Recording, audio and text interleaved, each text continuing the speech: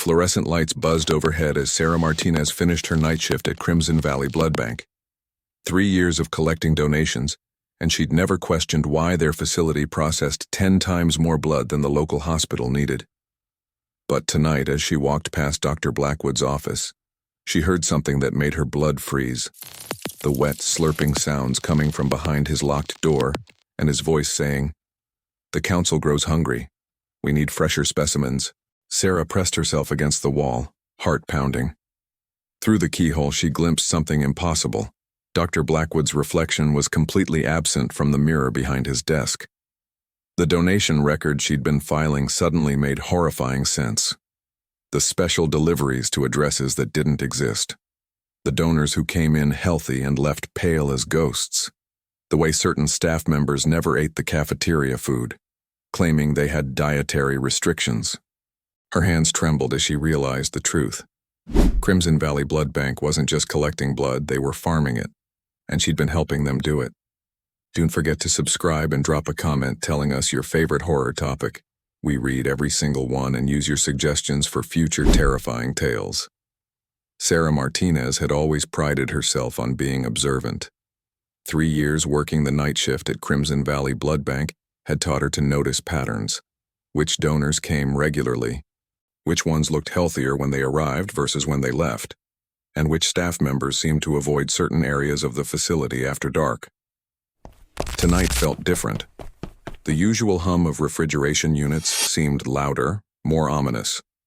Dr. Blackwood had been in his office since sunset, which wasn't unusual, but the muffled conversations through his door had an urgency she'd never heard before. And then there were the donors, specifically the ones who'd stopped coming.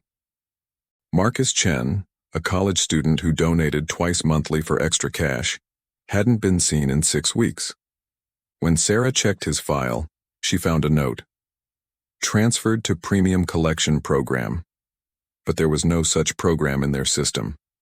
Jennifer Walsh, a regular who donated for 2 years, had the same notation. So did David Park, Maria Gonzalez, and 12 others. Sarah pulled up the digital records, her fingers flying across the keyboard. The database showed these donors had been graduated to a special program managed by Dr. Blackwood personally. But when she tried to access details, she hit password-protected walls at every turn. The system that usually granted her administrative access suddenly treated her like a low-level employee. She glanced around the empty donation floor. Her colleague Tom was supposed to be cleaning equipment, but his usual whistling had stopped 20 minutes ago. The silence felt wrong. Even the city sounds from outside seemed muted, as if the building itself was holding its breath. That's when she heard it. A wet, rhythmic sound coming from the storage area. Not the mechanical whir of centrifuges or the gentle hum of refrigerators. Something organic. Something that made her stomach clench with instinctive fear. Sarah stood slowly, every nerve ending screaming at her to leave, to clock out and never come back. But something stronger than fear drove her forward. The same curiosity that had made her question the missing donors now pulled her toward the source of that horrible sound. The storage area was darker than usual. Half the fluorescent bulbs had been removed, leaving pools of shadow between the remaining islands of harsh light. Sarah's footsteps echoed against the concrete floor as she moved between towering refrigeration units, each one humming with mechanical life. The wet sounds grew louder. They came from the restricted section, an area she'd never been allowed to access despite her senior status. A heavy steel door marked "Authorized Personnel Only" stood slightly ajar, revealing nothing but darkness beyond. She approached carefully, her phone's flashlight cutting through the gloom. The door's electronic lock had been disabled, its red light dark. Someone had wanted easy access tonight. Through the crack she could smell something metallic and sweet. The unmistakable scent of fresh blood, but stronger than anything she'd experienced in her years of handling donations. Sarah pushed the door open just enough to slip inside. Her light revealed a room she'd never seen before, despite working in this building for 3 years. Industrial-grade refrigerators lined the walls, but these weren't the standard blood storage units upstairs. These were massive, restaurant-grade freezers with temperature controls set far lower than necessary for blood preservation. But it was the center of the room that made her blood freeze. A stainless steel table sat under a bright surgical light, its surface stained dark despite obvious attempts at cleaning. Restraints hung from its edges, not the gentle straps used for nervous donors, but thick leather bonds designed to hold someone against their will. Next to the table, a collection of IV bags hung from mobile stands. But these weren't the standard collection bags used upstairs. These were larger, industrial-sized containers, some still dripping with fresh contents. A clipboard beside them showed names, not just of regular donors, but of people she'd seen in missing person reports on the local news. Sarah's hands shook as she read the entries. Collection dates, blood types, and most chilling of all, a column labeled viability status with entries ranging from optimal to depleted. The most recent entry was dated today, with Marcus Chen's name written in Dr. Blackwood's precise handwriting. The wet sound stopped abruptly. In the sudden silence, Sarah heard something far worse. Footsteps approaching from behind her. "You shouldn't be here, Sarah." Dr. Blackwood's voice was different in the darkness. Gone was the warm, grandfatherly tone he used with donors and staff. This voice was cold, predatory, with an underlying rasp that raised goosebumps along her arms. Sarah spun around, her phone's flashlight catching his face in harsh relief. What she saw made her stumble backward against the steel table. Dr. Blackwood's normally pale complexion had taken on an ashen, almost translucent quality. His eyes, which had always been a gentle brown, now reflected the light like an animal's.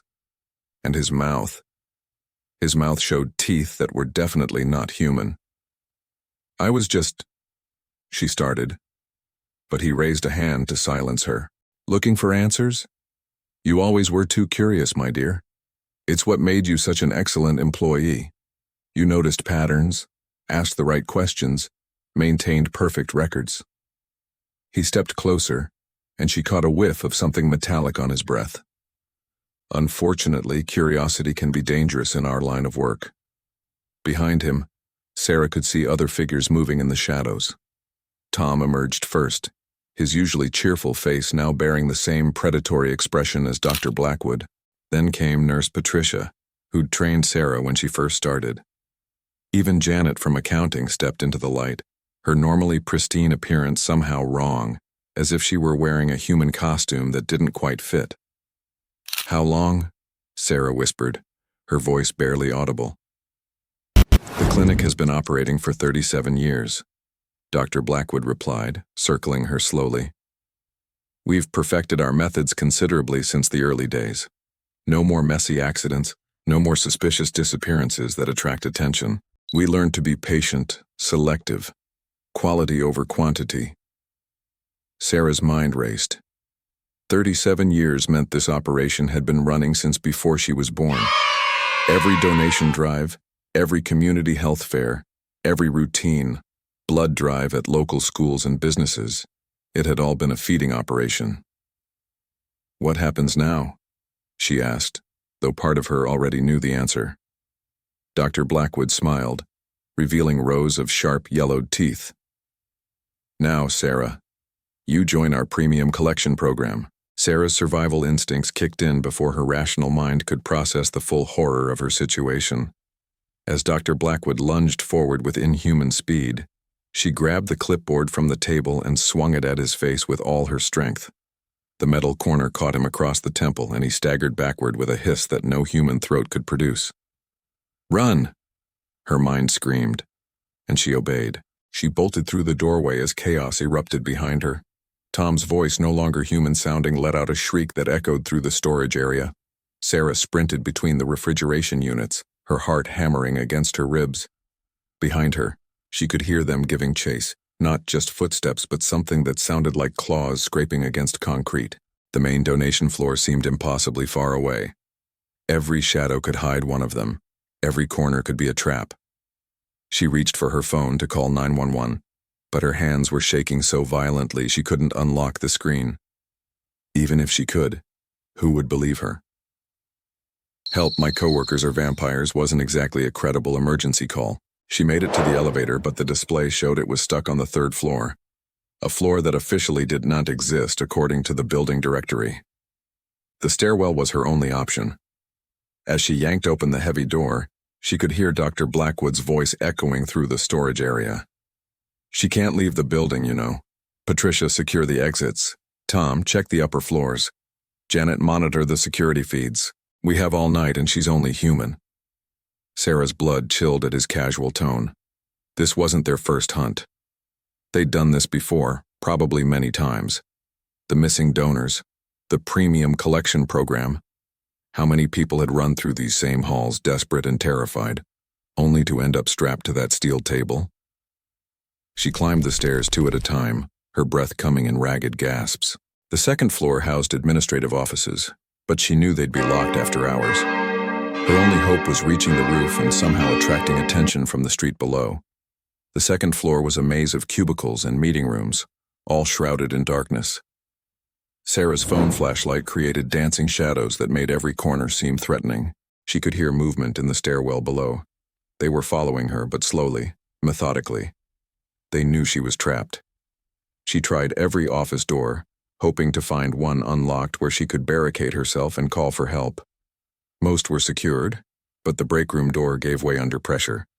Inside, she grabbed a knife from the kitchen area. Not much against supernatural creatures, but it made her feel slightly less helpless. That's when she heard Janet's voice over the building's intercom system. "Sarah, sweetie, this doesn't have to be difficult. Dr. Blackwood is very reasonable. If you cooperate, we can make this quick and painless. Much better than what happened to Marcus when he tried to fight." The casual mention of Marcus's fate made Sarah's stomach lurch. She moved to the window, hoping to signal someone on the street, but the view showed only empty sidewalks and darkened buildings. It was after 2 a.m., even in the city. This industrial district was dead at night. Behind her, she heard the stairwell door open. They'd reached the second floor. Sarah slipped out of the break room and crept toward the far end of the building, where she remembered seeing another stairwell during orientation. Her soft-soled shoes were silent on the carpet, but her breathing sounded thunderous in her own ears.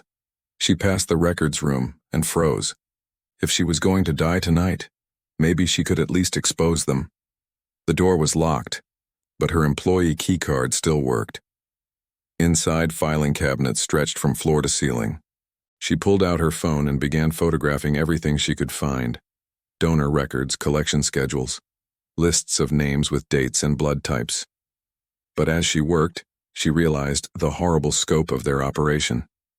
This wasn't just about the missing donors. There were records going back decades, showing thousands of people who'd been processed through their premium program. Entire families, children, the elderly, anyone who wouldn't be immediately missed. A soft scratching sound at the door made her freeze. Someone was testing the lock. "Found her," Tom's voice whispered, and Sarah heard the electronic beep of a keycard being swiped. Sarah shoved her phone into her pocket and looked frantically for another exit. The records room had no windows, no other doors. She was trapped. The filing cabinets were too heavy to move, but she could hide behind them and maybe... The door opened with a soft whisper. "Sarah?" Tom's voice was sing-song, mockingly gentle. Come out. Dr. Blackwood wants to have a chat." She pressed herself against the back wall, knife gripped in her sweaty palm. Through the gaps between filing cabinets, she could see Tom's shadow moving through the room. He was checking each row methodically, savoring the hunt. "You know, I always liked you," he continued conversationally. "You were kind to the donors, made them comfortable. That's important in our work. Stress hormones affect the flavor." Sarah bit her lip to keep from gasping. The casual way he discussed their victims made her skin crawl. She could see him getting closer, his shadow growing larger on the opposite wall. That's when she noticed the sprinkler system. The records room was equipped with both smoke detectors and heat sensors for fire suppression. If she could trigger them... She pulled out her lighter, a gift from her ex-boyfriend that she'd kept for emergencies. The flame danced in her trembling hands as she held it up to the nearest smoke detector. For agonizing seconds, nothing happened. Then the shrill wail of the fire alarm filled the building. Instantly, the sprinkler system activated, drenching everything in cold water. Tom let out a shriek of rage and pain. Apparently, vampires didn't appreciate unexpected showers. In the chaos, Sarah bolted from her hiding spot and ran for the door. The hallway was chaos. Emergency lights strobed, the alarm wailed, and water poured from every ceiling fixture. She could hear angry voices from multiple directions. Her hunters were regrouping, but the alarm had bought her precious time. Sarah ran for the emergency exit, her wet shoes slipping on the flooded floor. Behind her, she could hear Dr. Blackwood's voice over the alarm. "She's more resourceful than we thought, no matter. The building is surrounded. She cannot escape what she's become part of." But as Sarah burst through the emergency exit into the cool night air, she realized he was wrong. She wasn't part of their operation anymore. She was going to destroy it. 6 months later, Sarah Martinez sat in a FBI safe house, reviewing the final reports from the Crimson Valley investigation. The evidence she'd gathered that terrifying night, photos of victim records, financial documents, and her testimony, had led to the largest supernatural crime bust in federal history. The blood bank was shuttered, its building now cordoned off with federal warning tape. But the vampires themselves had vanished without a trace, leaving behind only empty coffins in the building's hidden sub-basement and dozens of questions that might never be answered.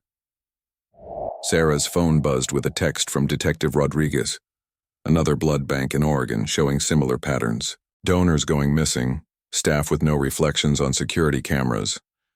"Think you're ready for another case?" She looked out the window at the setting sun and smiled grimly. Dr. Blackwood and his coven might have escaped, but they'd made one crucial mistake. They'd underestimated a human being's capacity for survival and justice. Now Sarah worked with a specialized federal task force hunting the hunters. Somewhere out there in cities across the country, other Crimson Valley operations were running their deadly harvests. But they wouldn't be running for long. Sarah Martinez had found her calling, and she was very, very good at her job. The vampires had created their own worst enemy. A human who knew all their secrets and would never ever stop hunting them. After all, some discoveries change everything. What would you do if you discovered your workplace was run by monsters? Would you have Sarah's courage to fight back, or would fear paralyze you in the face of the supernatural? If you enjoyed this terrifying tale of workplace horror, make sure to subscribe for more spine-chilling stories that'll make you question everything around you. Hit that notification bell so you never miss our latest nightmare fuel. And here's something fun. Drop a comment below telling us your favorite horror topic. Haunted hospitals? Demonic schools? Cursed restaurants? We read every single suggestion and turn the best ones into full horror stories just like this one.